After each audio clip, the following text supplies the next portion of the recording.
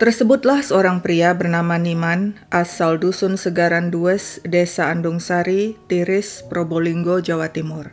Pria kelahiran Desember 1967 itu bercita-cita masuk tentara, dan hal itu terwujud ketika pada tahun 1988 di usia 21 lewat pendidikan secata di Magetan, dia diterima menjadi anggota TNI Angkatan Darat.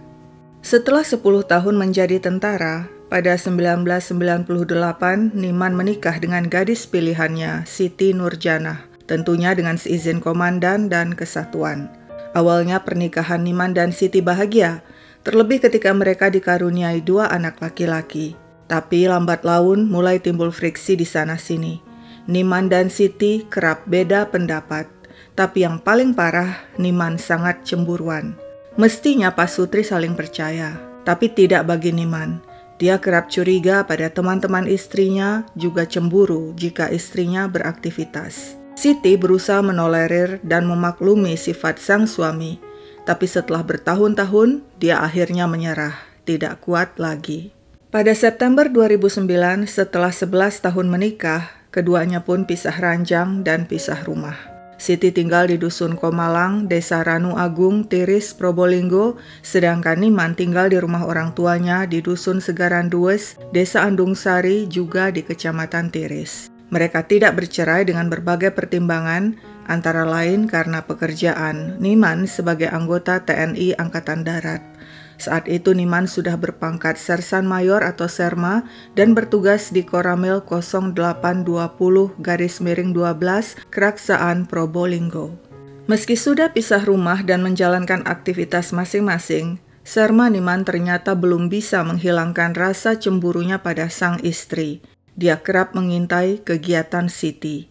Pikirannya selalu dipenuhi hal-hal negatif. Akhirnya dirinya tidak bisa tenang. Mudah marah, gampang panas. Hal itu sangat berbahaya tentunya, terlebih setiap hari kemana-mana dia selalu membawa sepucuk pistol yang diisi peluru. 6 bulan setelah pisah ranjang, pada Maret 2010, Serma Niman mendapat kabar seorang pria bernama Hartono pernah membonceng istrinya. Serma Niman juga pernah melihat Hartono mengikuti istrinya yang bersepeda motor, setelah itu keduanya masuk ke sebuah toko. Serma Niman curiga terjalin hubungan spesial antara Hartono dan Siti. Panas hati Niman, apalagi Hartono merupakan teman masa kecilnya. Meski berusaha menenangkan diri, rasa cemburu dan pikiran buruk terus berkecamuk di benak Niman.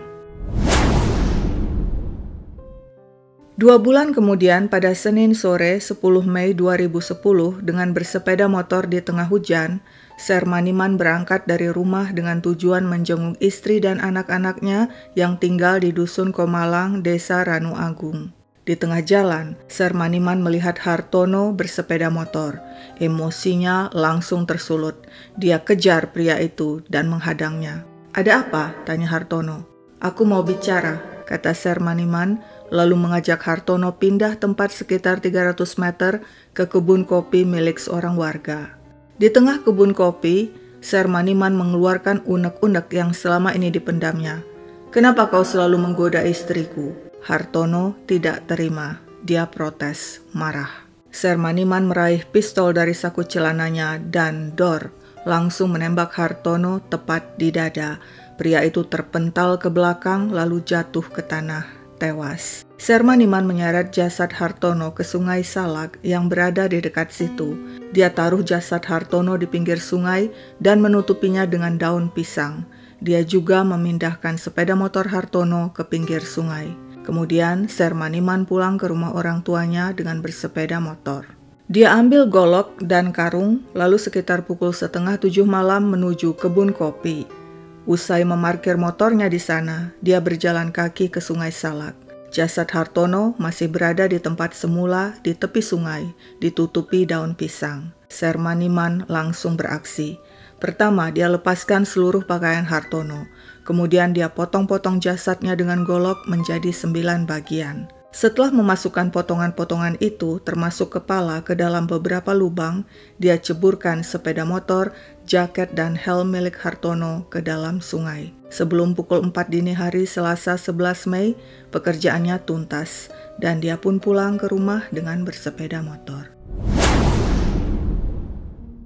Sorenya polisi menerima laporan dari warga ditemukan 4 potongan tubuh manusia di kawasan kebun kopi milik Bapak Mario di Dusun Segaran Dues, Andung Sari, Tiris.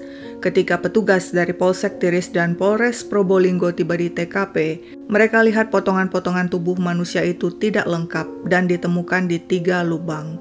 Esoknya, Rabu 12 Mei, warga kembali menemukan potongan-potongan tubuh di lubang lainnya yang berjarak kurang lebih 300 meter dari TKP pertama. Seluruh potongan tubuh dibawa ke Rumah Sakit Bayangkara HS Samsuri Mertoyoso. Sementara itu Misnati, istri Hartono yang sedang hamil tua, bersama warga mencari-cari keberadaan Hartono.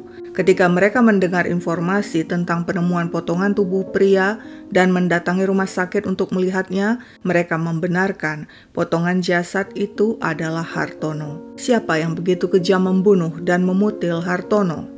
Untunglah di TKP, polisi menemukan sepucuk pistol dan peluru, fotokopi KTP atas nama Serma Niman, juga setoran rekening bank atas nama Niman, serta kartu telepon seluler. Pada Kamis malam 13 Mei 2010, petugas Polres Probolinggo bersama pihak Kodim 0820 Probolinggo mendatangi Serma Niman yang tinggal di rumah orang tuanya dan menggeledah rumah yang berlokasi di Dusun Sugaran Dues, Desa Andung Sari itu. Saat ditanyai tentang potongan jasad Hartono serta pistol juga fotokopi KTP yang ditemukan di TKP, Serma Niman memberikan jawaban berbelit-belit. Dia pun dibawa ke markas militer untuk diinterogasi lebih lanjut. Niman mengaku dia hanya membela diri dan terpaksa menembak Hartono karena pria itu menyerangnya terlebih dulu. Menurut Niman, setiap hari dia memang membawa pistol kemana-mana karena kawasan sekitar rawan. Dia memutil jasad Hartono karena panik dan ingin menghilangkan jejak.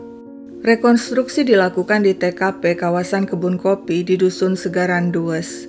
Serma Niman datang ke lokasi dengan pengawalan ketat petugas kepolisian dan TNI.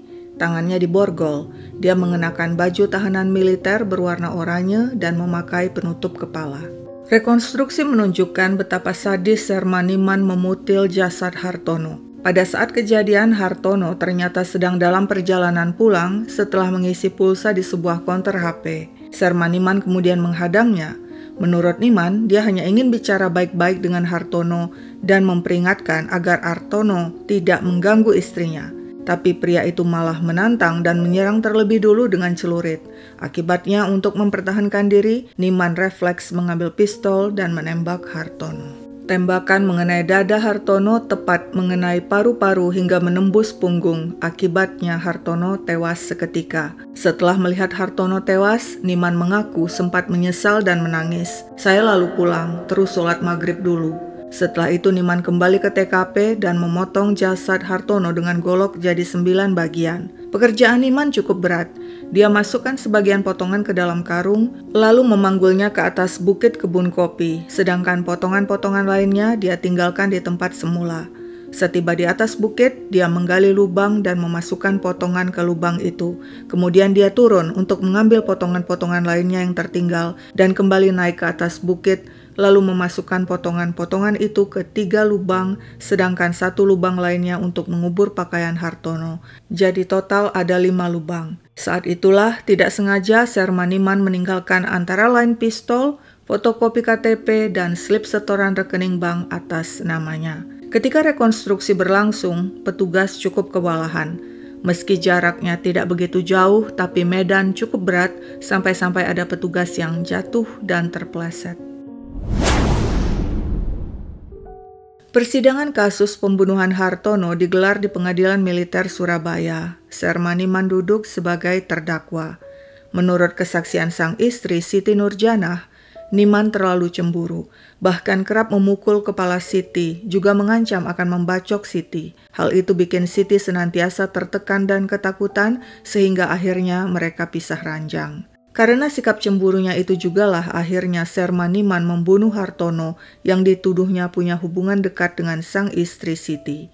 Majelis Hakim menyatakan Sermaniman bersalah melanggar pasal 340 KUHP tentang pembunuhan berencana dan pasal 338 KUHP tentang pembunuhan yang disengaja. Pria itu divonis 15 tahun penjara dan sebagai vonis tambahan dipecat dari dinas militer. Niman yang tidak terima mengajukan banding dan kasasi. Di tingkat kasasi, kuasa hukum mengatakan saat kejadian Niman kebingungan sebab Hartono tewas. Hal itu membuat kondisi jiwanya tidak menentu dan dengan spontan tanpa berpikir dengan akal sehat melakukan mutil. Selain itu menurut kuasa hukum, Hartono dikenal memiliki sifat buruk, punya banyak musuh dan tidak disukai banyak orang. Berdasarkan keterangan para saksi di persidangan, Hartono temperamental, juga pernah berurusan dengan hukum karena perkara illegal logging. Menurut kuasa hukum, Niman melakukan penembakan akibat sikap Hartono yang menantang dan terlebih dulu mengeluarkan celurit yang biasa dibawanya kemana-mana sebagai kebiasaan orang Madura. Kuasa hukum mengatakan kematian Hartono merupakan andil dari kelakuan Hartono sendiri. Soal pemecatan Niman dari dinas militer juga dipertanyakan. Niman selaku anggota TNI selama 21 tahun menjalankan tugas dengan baik, tidak pernah dihukum dan tidak pernah melanggar disiplin militer. Bahkan Komandan Niman telah mengeluarkan surat rekomendasi yang berisikan permohonan keringanan hukuman yang intinya menyebutkan Niman sangat menyesali perbuatannya. Tenaga dan pikirannya sangat dibutuhkan masyarakat di desanya yang telah mengumpulkan tanda tangan dukungan. Niman berniat membantu keluarga korban setiap bulan sesuai kemampuan. Nah, berdasarkan hal itu menurut kuasa hukum, semestinya Niman tidak dipecat dari dinas militer. Terlebih, Niman merupakan panutan masyarakat.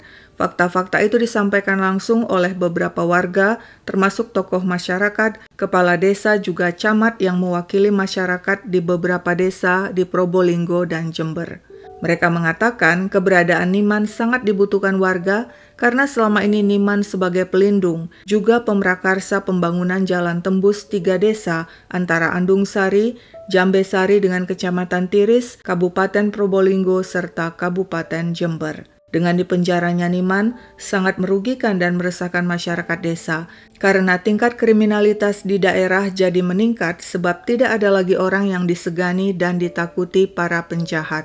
Ditegaskan pula, dukungan yang diberikan masyarakat kepada Niman murni dari hati nurani tanpa pemaksaan dari pihak manapun.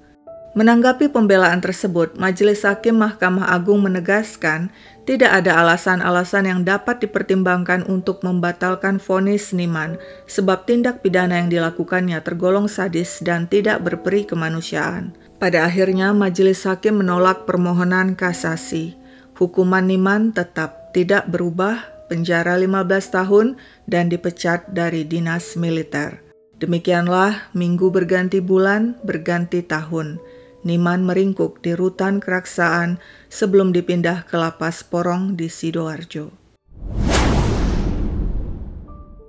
Di Dusun Segaran Dues, Desa Andung Sari, Tiris, Probolinggo, tinggal seorang pria sendirian di sebuah rumah. Pria itu sudah bercerai. Istrinya bersama anak-anak mereka tinggal di desa sebelah. Sesekali dia datang menjenguk anak-anaknya. Pria itu bernama Niman. Dia pernah membunuh orang dan divonis 15 tahun penjara.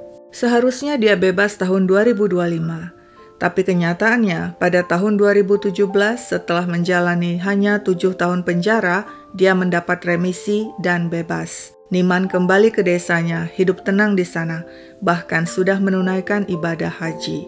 Niman pernah mencoba menikah lagi, tapi kembali berakhir dengan perceraian. Dari pernikahan kedua, dia mendapatkan seorang anak yang kemudian diasuh oleh keluarga mantan istri pertamanya.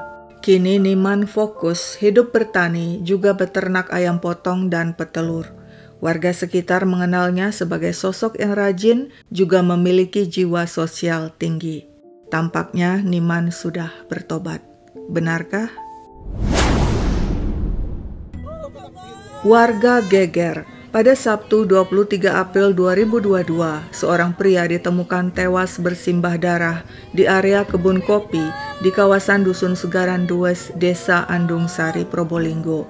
Diduga pria itu tewas karena dibunuh, tubuhnya penuh luka bacok. Polisi mengevakuasi jasad ke RSUD Waluyo Jati Keraksaan. Hasil otopsi menunjukkan korban menderita 20 luka bacokan.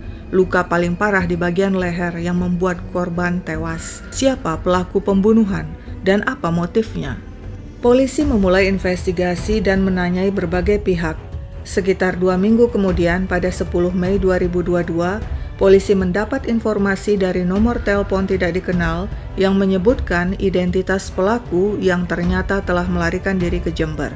Polisi segera memburu si pelaku. Cukup sulit sebab si pelaku seperti belut dengan cepat berpindah-pindah bahkan sampai masuk hutan. Namun akhirnya polisi berhasil meringkus si pelaku yang bersembunyi di atap rumah saudaranya di Jember. Karena sempat melawan dengan celurit, polisi terpaksa menembak kaki si pelaku. Si pelaku mengaku sebagai begal. Pada hari kejadian, Sabtu 23 April 2022, bersama temannya S, dia mencegat korban di area kebun kopi di kawasan Dusun Segaran Dues. Tujuannya hendak merampas sepeda motor korban. Tapi ternyata sulit melumpuhkan korban yang melawan dengan sekuat tenaga. Bahkan kening si pembegal terluka cukup parah. Meski begitu, kedua begal berhasil membacok si korban berkali-kali hingga tewas. Karena ketakutan korban tewas, kedua begal batal membawa kabur sepeda motor dan langsung melarikan diri, kemudian berpencar. Pelaku begal bernama Ahmadi alias Pendik berhasil diringkus di Jember, sedangkan temannya yang berinisial S, buron. Ahmadi alias Pendik kemudian disidang dan dijebloskan ke penjara.